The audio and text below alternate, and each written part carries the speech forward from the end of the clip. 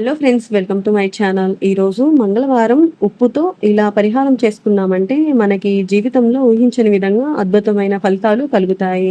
మంగళవారం ఉప్పుతో ఇలా ఏం చేయాలో చెప్తాను. పరిహార శాస్త్రంలో దొడ్డుప్పుతో విశేషమైన ప్రాధాన్యత ఉంది. మంగళవారం దొడ్డుప్పుతో పరిహారం చేస్తే ఊహించని విధంగా అద్భుతాలు జరుగుతాయి. మంగళవారం రోజు ఒక గాజు గిన్నె తీసుకొని ఇందులో దొడ్డుప్పు తీసుకోవాలి.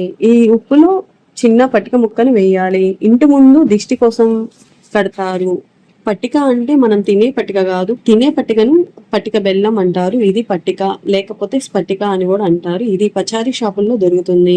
ఒక గాజు గిన్నెలో ఇలా దొడ్డుప్పు పోసుకోవాలి. పట్టిక ముక్కని వేసుకోవాలి.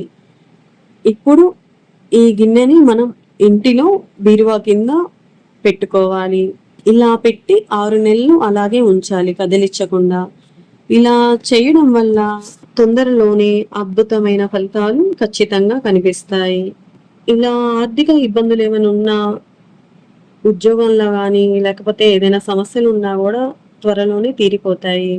ఇలా మీరు కూడా ఒకసారి ట్రై చేయండి. ఐ హోప్ నా వీడియో కనుక మీకు నచ్చినట్లయితే please like, share and subscribe. Thank you.